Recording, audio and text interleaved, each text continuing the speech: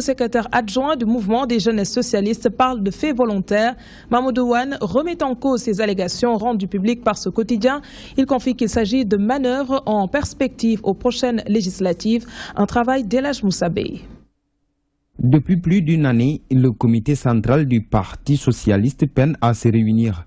À côté, le bureau politique de la formation, censé se tenir tous les mois, restait près de 5 mois sans organiser une quelconque rencontre, révèle le quotidien L'Observateur. Situation qui témoigne d'une violation flagrante des textes du Parti vert. Au banc des accusés, le secrétaire général du Parti socialiste, Mamadou Wane, un des responsables de ces instances, parle de contre-vérité. Lorsqu'il s'est agi de se prononcer pour déterminer la position du parti aux élections législatives, beaucoup de camarades du parti à Dakar n'ont pas convoqué même leur instance. Est-ce que maintenant on doit les sanctionner ou est-ce qu'on ne doit pas les sanctionner? C'est ça le débat. Mais dire que le secrétaire général ne réunit pas les instances, c'est un faux débat. Des faits récemment vécus peuvent expliquer l'absence de concertation. Le Parti socialiste a été attaqué le 5 mars 2015 et que depuis cette date, le Parti socialiste est obligé de prendre des mesures de sécurité. Et à côté de cela, nous avons quand même traversé une élection, l'élection des hauts conseillers. Le secrétaire adjoint du mouvement des jeunesses socialistes botte en touche ces allégations. Le bureau politique devait être aujourd'hui à peu près 23 réunions et on en est à 7. Le comité central devait être aujourd'hui à peu près 8 réunions, on en est à une réunion. Comment on peut expliquer cela? Moi je dis que c'est fait de manière volontaire. Le jeune politique n'y va pas du dos de la cuillère. Selon lui, Ousmane Tanor Dieng est le principal responsable de cette situation. Quand je suis chargé de veiller aux textes et que je vois que ces textes ne sont pas respectés, mais je suis le premier responsable. Le secrétaire chargé des élections au niveau de la coordination de Dakar croit que les échéances de juillet 2017 expliquent les manœuvres politiques du camp d'en face. Nous sommes dans le temps des petits complots, hein, de petites querelles. C'est tout à fait légitime, c'est tout à fait normal. Nous sommes à la veille d'élections importantes. Ce que je demanderai à tout ce groupe, toutes ces personnes qui sont dans le Parti socialiste et qui ne se retrouvent pas dans Benno Bokk Yakaar, c'est de travailler ensemble pour présenter une liste qui fera face à Benno Bokk Yakaar. Sans nul doute, la division au sein du parti de Senghor est une réalité. Avec les législatives du 2 juillet, la léthargie risque de s'envenimer. Je vous le disais en début d'édition, les retraités exigent le départ du patron de l'IPRES et sollicitent l'arbitrage du chef de l'État.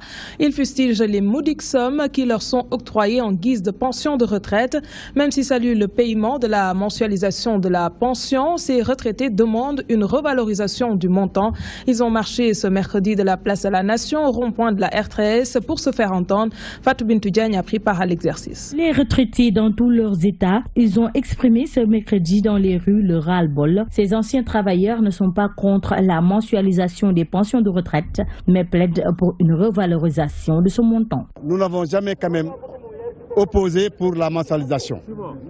Mais seulement, ce que nous dérange aujourd'hui, c'est la division des pensions par 2, sans aucune mesure d'accompagnement. Ces retraités n'acceptent pas les 10% d'augmentation sur leur pension et exigent une hausse de 50%. Aller à la mensualisation et ils vont augmenter quand même les 10%.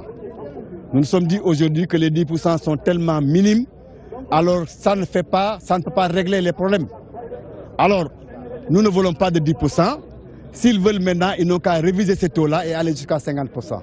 Pour les veuves des retraités, elles ne peuvent pas assurer les charges de la famille avec cette maigre pension. Qu'on nous relève nos pensions inférieures au SMIC. Ceux qui détiennent 10 000 francs, 5 000 francs, au moins qu'on nous donne 50 000 francs avec les 50%, au moins pour survivre. Nous, bientôt, toutes les veuves sont en train de succomber. Tout le monde, toutes les veuves sont en train de rejoindre nos congés qui sont au-delà. Et on interpelle le président.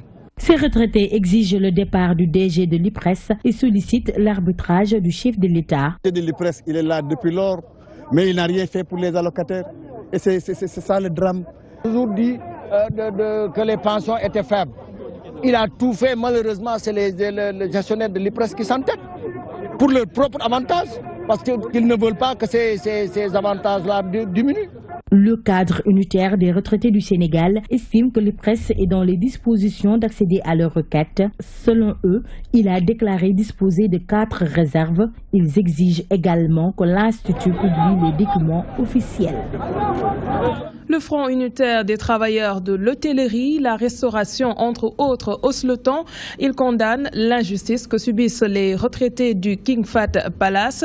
Ses membres affirment que l'administrateur de ce complexe hôtelier fixe l'âge de la retraite à 56 ans. Le Front demande à l'autorité de faire entendre raison à Mamadou Racine Sy. Selon eux, il est le seul à enfreindre la loi sur l'âge de la retraite. Adjara Ndiaye nous en dit plus. Le Front unitaire des travailleurs de l'hôtellerie et la restauration du Sénégal dénonce l'accord qui ramène l'âge de la retraite dans le secteur à 58 ans. Il exige le respect de l'égalité et l'équité entre tous les citoyens. En 2005, alors que tout le monde signait la retraite à 60 ans, nos 3 responsables syndicaux ont préféré signer un accord avec le patronat pour que la retraite soit de 56 ans pour les travailleurs du secteur hôtelier et de la restauration. Cependant, cet accord devrait connaître une évaluation tous les 3 ans, ce qui n'a jamais été le cas. Les travailleurs du King Fahd Palace mis à la retraite déclarent qu'ils ont saisi le tribunal du travail. Cette instance a condamné la direction à les réintégrer. Depuis 2015, M. Racine Sy, qui est le président directeur général du King Fahd, nous a envoyé à l'âge de 56 ans. On s'est plaint, on est parti à l'inspection du travail, on est parti au tribunal. Le premier procès, on a gagné, mais il a fait appel. Et maintenant qu'il commence à dire 58 ans, mais il nous a envoyé à l'âge de 56 ans l'année dernière. L'objectif, c'est continuer la lutte. Nous, on va aller à 60 ans. S'il ne veut pas nous amener à 60 ans, il est obligé de nous faire les 4 ans qui restent. Selon Baïdjan, l'administrateur du King Fahd Palace, Mamadou Racine Sy, a toujours fait la sourde oreille face aux appels des travailleurs. Racine Sy doit nous expliquer ce qu'il veut réellement, car nous sommes dans un pays de droit.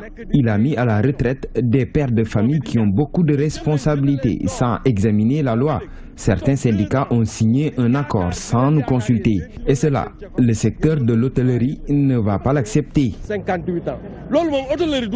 Le Front unitaire des travailleurs de l'hôtellerie, la restauration, café, casino et bar du Sénégal demande le retrait du protocole d'accord. Toutefois, il appelle le patronat à une négociation sérieuse sur cette affaire. Un mot d'éducation dans ce journal. Le syndicat des professeurs du Sénégal veut un enseignement de qualité sur toute l'étendue du territoire national. C'est le combat de son chef de file, Mariam Sakho Dansokho. Leur 10e congrès a tenu ce mercredi, a servi de tribune à ses enseignants pour remettre au goût du jour l'unité du corps professoral. Leur secrétaire général invite ses camarades à se donner la main pour amener le gouvernement à respecter les accords signés. Les détails à Adjara Bodadi. Dans un contexte où la formation des enseignants fait défaut, mais aussi le niveau des élèves, promouvoir une éducation de qualité vient à son heure. Un combat que le CIPROS, syndicat des professeurs du Sénégal, compte mener, d'où le thème choisi pour leur 10e congrès. On ne peut pas parler de qualité si nous avons des enseignants qui ne sont pas bien formés, démotivés, démoralisés, mal payés, sous-payés, qui travaillent dans un environnement hostile. Je crois que la communauté internationale l'a compris en mettant l'accent sur la qualité, l'accès à tous pour une éducation de qualité.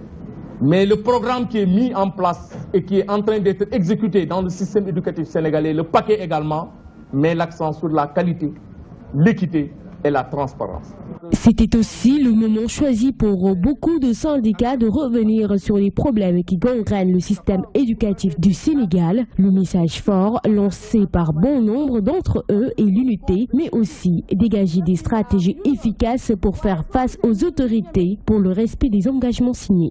Des actes concrets qui permettent à ce système-là de recouvrer la qualité. Je crois qu'elle est fondamentale. Dans tout travail, il faut rechercher la qualité. Ça s'est exprimé, comme je l'ai dit tout à l'heure, dans l'ODD 4. Ça s'exprime également de façon très nette dans le paquet.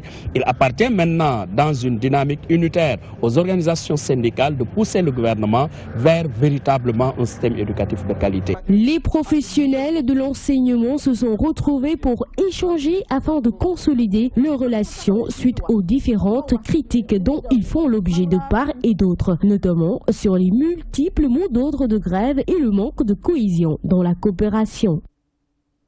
Le gouvernement est en train de promouvoir l'entrepreneuriat des jeunes porteurs de projets.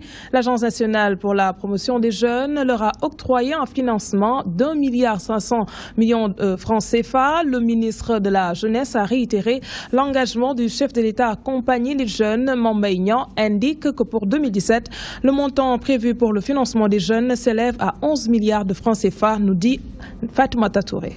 L'Agence nationale de la promotion de l'emploi des jeunes est en train d'accompagner cette couche de population vers l'auto-emploi. Ces financements ont été octroyés à 650 jeunes de la région de Dakar. Le gouvernement entend renforcer ses efforts déployés. Il est heureux que le chef de l'État ait mis à la disposition de l'Agence nationale pour la promotion de l'emploi des jeunes des ressources additionnelles de 3 milliards de francs CFA dédiées exclusivement au financement de l'entrepreneuriat jeune sur l'ensemble du territoire. Aujourd'hui, il est question, suite à un processus de sélection rigoureuse et transparente, d'octroyer des financements de 1,5 milliard de francs CFA pour 650 projets de jeunes avec une perspective de création d'au moins de 2500 emplois directs. Porteur de projet, Abdoulaye Touré est responsable à l'APER. Pourtant, son projet n'a pas été retenu, ce qui traduit la transparence que prône le parti au pouvoir. En tant que jeune, si tu as mené ton projet, si c'est les frais, si tu as rempli tous les frais, on va te financer. Parce que les gens vont dire que tout cela c'est l'affaire de politique, alors que ce n'est pas le cas.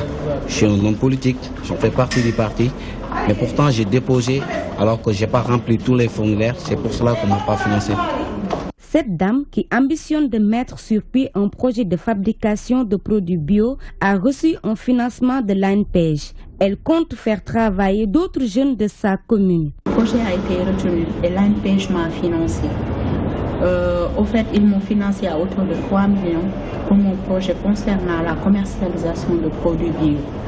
Et là, je crée aussi des emplois. Le gouvernement entend financer les jeunes à hauteur de 11 milliards de francs CFA d'ici 2017, annonce le ministre de la Jeunesse Mamba Ignan, qui précise que cet acte témoigne l'importance de la création d'emplois pour le chef de l'État. Je le disais en titre, le voile de poussière qui couvre la capitale n'est pas sans conséquences sur la santé de la population. Le Centre de la qualité de l'air a donné des consignes afin que des précautions soient prises. Des risques sanitaires, il y en a. Les enfants, personnes âgées et ceux qui souffrent d'asthme, entre autres maladies, sont les plus vulnérables. Il est recommandé de la pommade à l'intérieur des narines, boire des médicaments, entre autres, nous dit Ndeye Fatimlo. Cette poussière pénètre par voie respiratoire, créant ainsi des inflammations locales. Celles-ci sont des réactions de l'organisme qui limitent les corps étrangers. Dans les structures sanitaires, sont nombreux les patients qui viennent se faire consulter. Rhume, toux, voix enrouée, la liste est longue. Ça va se manifester par une inflammation, donc une tuméfaction, une obstruction nasale, donc sensation de nez bouché pour certains. Et donc ça, du fait de l'inflammation, on peut avoir jusqu'à l'enrouement de la voix, ce que nous, dans le terme médical, on appelle une dysphonie. Actuellement, il y a beaucoup de cas de rhinite allergique. Effectivement, il y a beaucoup de cas de crise d'asthme, surtout ici au niveau du SAMU, au niveau de notre service d'urgence. Nous recevons énormément de crises d'asthme actuellement. Nous respirons l'air qui nous entoure, donc nous sommes obligés d'inhaler cette poussière. Les asthmatiques et les enfants sont les plus exposés aux conséquences. L'asthme, au début, c'est d'abord un phénomène allergique. Donc c'est les allergènes qui constituent le point de départ à toutes les crises d'asthme. Et évidemment, quand il y a un changement climatique, quand il y a beaucoup de vent, beaucoup de poussière, beaucoup de corps étrangers, effectivement, ce sont les asthmatiques qui sont les plus touchés. Surtout les enfants. Les enfants sont très exposés, d'où l'intérêt pour les parents de mieux couvrir les enfants. Et voilà, quand il y a beaucoup de vent, de les faire sortir que quand ça s'avère nécessaire. Il est très difficile de se prémunir contre cette poussière. Toutefois, il existe des pommades et médicaments qui visent à combattre ces allergènes. Il y a d'abord des méthodes mécaniques, des méthodes barrières. C'est-à-dire qu'il y a des pommades comme sous forme d'enduit qu'on peut mettre à l'intérieur des fosses nasales pour carrément renforcer le rôle joué par les cils. Si vous regardez à l'intérieur des fosses nasales, il y a des cils dont le rôle, c'est la rétention des corps étrangers, des poussières. En dehors de ça, il y a des médicaments dits antihistaminiques qui luttent contre l'allergie. et qui permettent au sujet d'avoir une meilleure, à son organisme plutôt, d'avoir une meilleure réponse contre les allergies. Depuis le 25 décembre, la qualité de l'air est très dégradée. Dakar est sous alerte rouge à la pollution de l'air depuis mardi, une situation qui risque de se poursuivre jusqu'au 31 décembre et peut déclencher des crises d'asthme et autres affections respiratoires. Ainsi, il est demandé à tous de respecter les recommandations sanitaires et de protéger davantage les enfants. L'exercice illégal de la médecine au Sénégal interpelle les professionnels du secteur. L'Ordre national des médecins du Sénégal révèle que les cabinets médicaux foisonnent dans les quartiers. Conscient de ce fait, ils veulent assainir le secteur. Une campagne de vérification sera initiée pour voir les médecins qui sont en règle. Ceux qui ne le sont pas seront traduits en justice. L'ONMS a fait face à la presse ce mardi pour présenter un tableau des médecins que compte l'Ordre. C'était en présence d'Ibrahim Fall. C'est parti pour la régularisation du secteur sanitaire. Les médecins ne veulent plus de fraude dans cette corporation. Pour reconnaître un médecin en exercice au Sénégal, il faut remplir un certain nombre de conditions. Quels sont les médecins qui actuellement peuvent exercer, sont en état d'exercer la médecine au Sénégal et qui en remplissent les conditions et particulièrement les 3 conditions: être de nationalité sénégalaise, deuxièmement avoir un diplôme qu'on appelle le diplôme de doctorat d'état de médecine et enfin être inscrit à l'Ordre national des médecins du Sénégal. Et cette inscription-là, on le voit au niveau du tableau de l'Ordre des médecins. L'Ordre national des médecins du Sénégal ne compte pas s'arrêter en si bon chemin. Ces médecins vont mettre en exergue les missions qui leur sont assignées, car, disent-ils, la protection de la population en matière de santé est primordiale. La première mission, c'est de veiller à ce que tous les praticiens observent les règles de déontologie telles que édictées dans le code de déontologie, qui est une mesure réglementaire. Le deuxième rôle, et le président est revenu dessus, c'est de servir de conseil en tant que spécialiste de la matière au pouvoir public. Le souci majeur de l'ordre, c'est la protection des populations au regard des publicités, que dirait l'autre tout à l'heure, mensongères, au regard de l'afflux des charlatans des autres pays, puisque fuyant la réglementation contraignante dans leur pays, qui viennent se réfugier au Sénégal pour continuer leur sale besoin. Au regard des autres personnes venant d'outre-mer, qui sont que des imposteurs en fin de compte. L'Ordre national des médecins du Sénégal est scindé en 2 parties. La section A qui regroupe tous les médecins publics et la section B réservée aux privés. Ils sont au total 1007 inscrits régulièrement avec caution. Il précise en outre que la liste n'est pas close. Merci Ibrahim Fall. Bientôt, la vente de tabac se fera sous autorisation. Décision plutôt du chef de l'État. Un décret salué par bon nombre de fumeurs, interpellés par nos reporters. Selon eux, cette mesure pourra leur permettre d'arrêter leur consommation de ce produit. L'appréciation est différente du côté des vendeurs de tabac. Ils confient que leurs recettes vont considérablement baisser. Toutefois, beaucoup préconisent un suivi de l'application du décret. Voyons cela avec Abigail. La vente de tabac se fera bientôt sous autorisation, une mesure bien appréciée par les consommateurs de la cigarette. Selon eux, cela va réduire le taux de consommation de ce produit. Décret boobu noonu dafa nekk loo xamante ne bii waratuñu autoriser n'importe qui rek mu am autorisation jaay cigarette parce que dafay tax ñëpp am possibilité foo jógee rek mën a dugg ci benn bitik pour am cigarette. J'approuve ce décret parce qu'on ne peut pas permettre à n'importe qui de vendre le tabac. Cette décision pourra permettre de réduire le taux de consommation de la cigarette.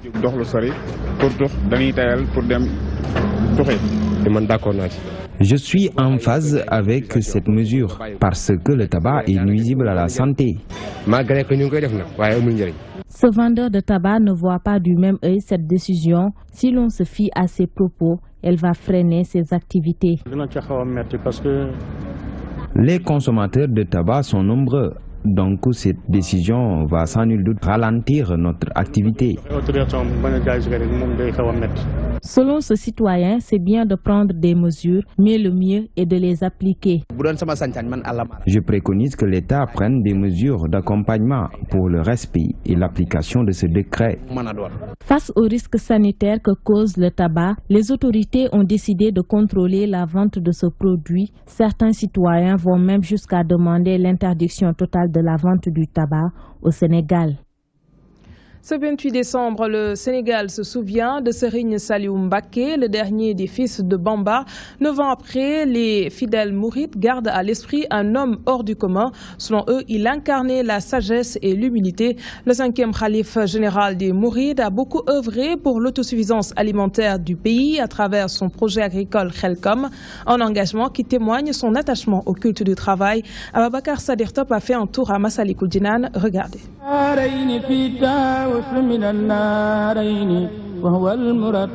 C'était un matin de 28 décembre 2007. Serigne Saliou, cet homme multidimensionnel, quittait ce bas monde. Aujourd'hui, 9 ans après sa disparition, les fidèles se souviennent.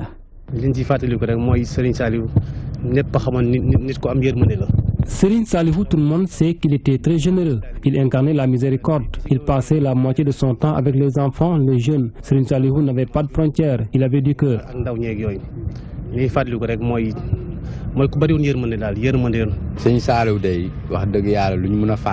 Se souvenir de Serigne Saliou, c'est se rappeler de son œuvre au service de Serigne Touba. C'est Serigne Saliou qui nous a inculqué les valeurs du travail, mais surtout le respect du ndigal dans la voie mouride. La dimension de l'homme, un érudit incontestable, reste gravé dans les mémoires. Parler de Serigne Saliou est chose facile, tellement il incarnait le consensus et la discrétion.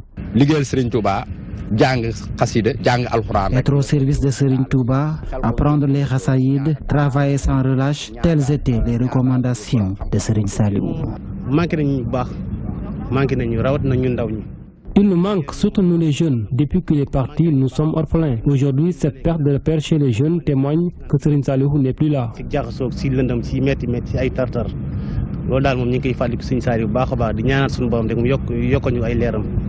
Aujourd'hui, les musulmans et particulièrement les fidèles mourides retournent à la source. Ils s'abreuvent des chassidas de Serigne Touba que Serigne Saliou ne cessait de recommander. Nous changeons de registre. Le mouvement Juste, préoccupé par la situation en Gambie. Cette organisation regroupe des jeunes sénégalais et gambiens. Ils sont contre une intervention militaire pour éjecter le président Yaya Jammeh du pouvoir. Ils exhortent la CEDEAO à poursuivre les négociations. Le mouvement Juste a profité de cette rencontre pour aborder la question du terrorisme dans la sous-région. Les précisions de Abdoulaye Ndiaye. Promouvoir l'intégration et la citoyenneté en Afrique, c'est la volonté de ce mouvement dénommé Juste. À l'occasion de sa 3e conférence internationale tenue ce mercredi, il met en exergue les bonnes valeurs de l'Afrique permettant de lutter contre le terrorisme qui prône l'islam radical contrairement à celui de la paix. Vu le contexte africain et le contexte international, nous nous sommes dit qu'il est important que nous discutions ces faits. Vous savez, nous connaissons tous le terrorisme qui sévit l'Afrique en particulier, donc en particulier la sous-région, l'Afrique subsaharienne. Parce que nous savons que quand on parle terrorisme, les gens font allusion à l'islam. Or, ça c'est une fausse compréhension. Donc en tant que musulmans, il nous faut rétablir cette erreur, corriger cette erreur, appeler les Sénégalais, appeler les Africains à leur faire comprendre donc que le terrorisme n'a rien à voir avec l'islam. En ce qui concerne la situation politique en Gambie, Juste est contre une intervention militaire malgré la décision prise par la CEDEAO. Cependant, il sollicite des prières pour que la stabilité règne en terre gambienne. Ce que nous pouvons faire, c'est la prière. Prier parce que la prière a une force spirituelle. Donc, vu que le prophète sallallahu alayhi wa sallam, le frère de l'islam, dit la prière est une arme. Qui dit arme Derrière l'arme, il y a la force. Prions pour le retour de la paix, la stabilité en Gambie. Nous sommes derrière, nous sommes à l'écoute des dirigeants de ce continent, des dirigeants de ce pays. Une communauté gambienne est fortement présente dans cette conférence, au geste hautement salué par le public qui l'a traduit les bonnes relations qu'entretiennent ces deux peuples. Créé en 2013, 3 ans d'existence, ce mouvement compte jouer sa partition pour le raffermissement des relations entre les pays de la sous-région. Une note de culture pour boucler cette édition et nous allons à Ndjidjilone. La commune a refusé du monde à l'occasion de la première édition du festival de Ndjidjilone Vision. 3 jours d'activités culturelles pour rehausser la culture poulard. Cette édition a été célébrée sous le thème Rôle de Ndjidjilone dans le plan Sénégal émergent. Le choix qui se justifie dans ce contexte de mise en œuvre du PSE selon les initiateurs de cette manifestation qui s'est déroulée du 23 au 25 décembre. Denjai était sur place.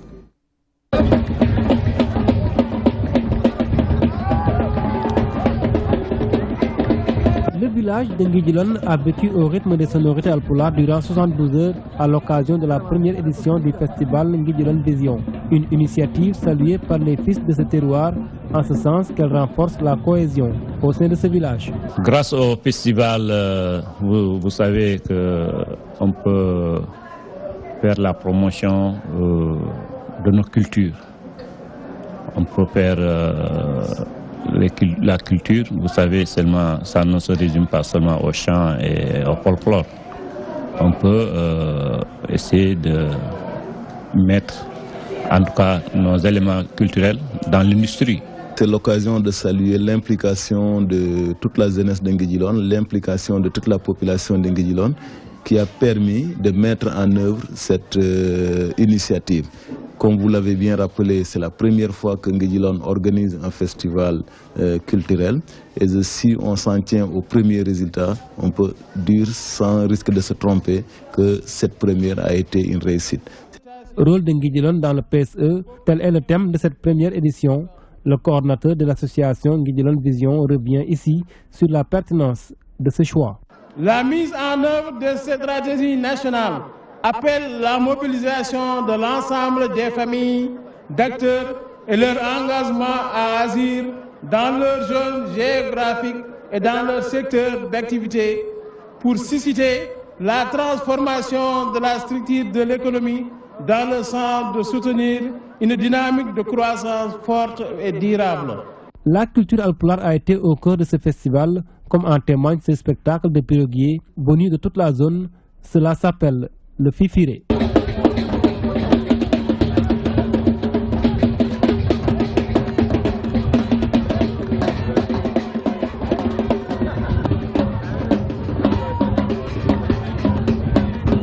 Pour joindre l'utile à l'agréable, le roi du Yela a chauffé le stade municipal de Ndjidjilone.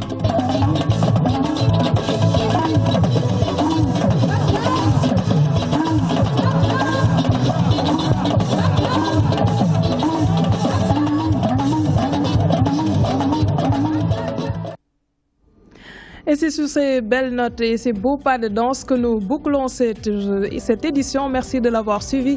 Merci également à l'équipe technique. Vous pourrez suivre à 20h30 BBC Info. Juste après, vous aurez la rétro-nécrologie avec Mansour Sow. Passez d'excellents moments en compagnie de nos programmes.